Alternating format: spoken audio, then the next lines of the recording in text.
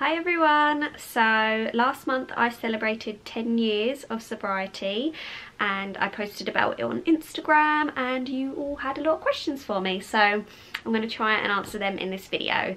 So the one thing that everybody wants to know is why? Why did I choose to quit alcohol? And the reason for that is anxiety. So I've spoken briefly about anxiety on this channel before, but I actually filmed something a bit more in depth for Channel Mum this month as part of their online anxiety course. So I'm going to leave a little link to that page below, so if you or anyone you know is struggling with anxiety, please go and check that out. So I've had anxiety since I was like a teenager. I used to get panic attacks all the time, and that was mainly to do around like feeling like I was losing my friends, or that nobody liked me, or that something bad was going to happen, or I was going to do really bad in an exam. Yeah, just getting things wrong and feeling judged and just feeling like I was going to fail were all kind of big like triggers for me. But the way I used to deal with that when I was younger, I did performing arts, and that was kind of my outlet and my way of kind of turning these feelings into something creative. So that's how I managed when I was younger. To be honest, I didn't really know much about anxiety back then. I didn't really know what was happening, but looking back on it now, I kind of see what it was. And then obviously I got older, and as you get older you get more responsibilities and life gets a bit harder, so the anxiety obviously rose. It got worse. So yeah, I went to university, which was something I hadn't even planned to do. I took a year out after college, and then just one day I was like, oh, I'm gonna go to uni, like all by myself, and none of my friends were at uni. I just made this really random decision, and I believe that was the universe's way of bringing me and my husband together. You might not believe in that kind of stuff, but I do, so that's kind of why I think I was pulled to make that decision. But yeah, uni life was just one big party. It was going out every single night, getting drunk. Obviously there were some like serious parts of it, like assignments and stuff like that, and also the fact that I had to fend for myself. I had to, all of a sudden I was in this unknown city 2 hours away from my parents, and I had to feed myself, I had to pay rent. I got like 2 part-time jobs and stuff like that. Yeah, and I had to keep up with like all of my assignments and stuff, so my head began to kind of go into overload, and I would always overthink and overanalyze every situation, and I'd always be fearful of judgment.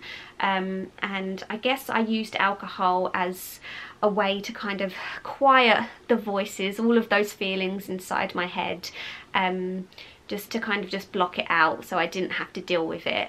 But in reality, what I was trying to quieten everything, but it just made it louder, because then the next day I would wake up and I'd be like, oh my god, what have I done? What did I do? What did I say? What are people going to think of me? And then my brain would go all crazy again, and then I'd be like, oh my god, okay, right, I'm just gonna go out. I can't deal with this. It's just exhausting. It's so exhausting having all these thoughts in your head all the time and trying to fight them. So I just would be like, right, I'm just gonna go out and just not gonna think about it. And then that just became like a really unhealthy cycle of the anxiety is doing this, so okay, I'm just gonna block it out, and that wasn't the way to deal with it. So that was something that I recognised, which was really good. Also, I found that as my anxiety progressed, I started to try and control everything, because I became really rigid, and I didn't like things changing. I didn't like the unexpected. So if like one thing would change, I'd have like a huge anxiety attack, and I'd panic and stuff like that. So I started trying to control everything, because I felt like if I was in control, I was safe. So then suddenly the idea of being drunk terrified me, because I was not in control when I was drunk. It's a mind-altering thing, and I really didn't need my mind altering anymore, because I was already trying to deal with so much. So I made that decision to remove it from my life, and it was the best decision I have ever made. Honestly, I just feel like in terms of my mental health, that was absolutely the best thing I could have done. It wasn't until years later that I went into therapy, because obviously I was like, okay, I need to I can't just deal with it just on my own. I need some help. And one of the first things that they say to you is they recommend, you know, quitting alcohol and caffeine and stuff like that. So I had already done that. I was already taking steps towards getting better in terms of my mental health. So yeah, and it's been 10 years later. I can't believe it. It's gone so quick, but it was honestly the best thing I could have ever done, because removing alcohol, it just gave me so much clarity, and you know, I wasn't just burying my feelings anymore. I had to face them full on. And that was a question that somebody asked, like, did you find it hard? What was the hardest thing? And the hardest thing was not drinking. That was easy. Like, not drinking alcohol was easy. It was dealing with my feelings which was hard, because you know, I had to face them now, and that can be raw. That can be really hard to just, you know, really strip everything down and be like, okay, what is happening? Like, what do we need to do? But yeah, so that was it's crazy looking back. Like, I don't even think at the time I was aware of the decisions that I was making and how it would really impact my mental health and the good that it was going to do for it. So it's only kind of like looking back in like retrospect. Is it retrospect or hindsight? I don't know. But looking back on it, like, it's been such a journey. I honestly feel like I am the person I am today because I made that decision. Because alcohol is not part of my life, I am who I am. I definitely went on a huge journey of discovery, and it was, you know, definitely a spiritual journey as well. And I just woke up to a lot of things. So removing alcohol from my life gave me that. So yeah, that, I forgot what the question was. What was the question? What was it? Did you find it hard? Yes. So no, not drinking is not hard for me.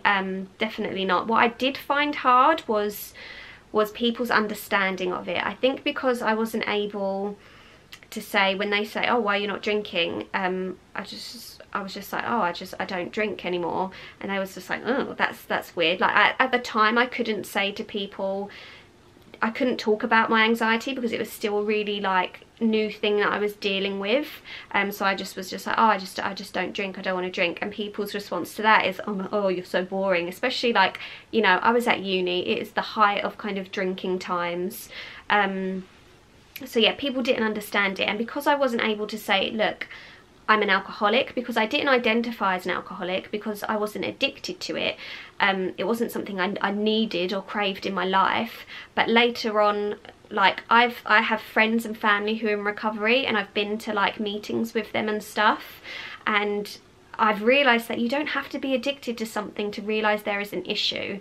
So if you think that like you're not welcome in those rooms because maybe you're like, well, I don't need it, but you still recognise there's a problem, you are still welcome in those rooms. They are the most loving rooms I've ever been in.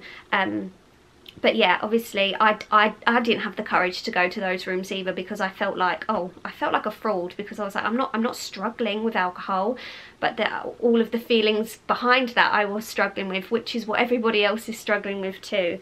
You kind of take the alcohol away and you realise it's all of these feelings, and everyone is just trying to block out the pain. So I relate to a lot of stuff in those meetings.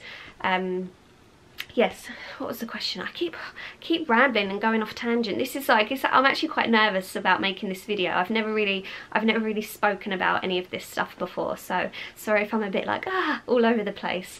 Next question, let me find it. So do you miss it? No, I don't miss it. I don't miss it at all. Actually, I just looked back at the other question. I didn't really finish answering the thing about my friends. Yeah, so I think it took a good few years for people to kind of get it and to stop kind of like, you know, trying to get me to drink and stuff like that. I used to be really paranoid. I would never let anybody get my drinks when we was out, because I thought they was going to spike me.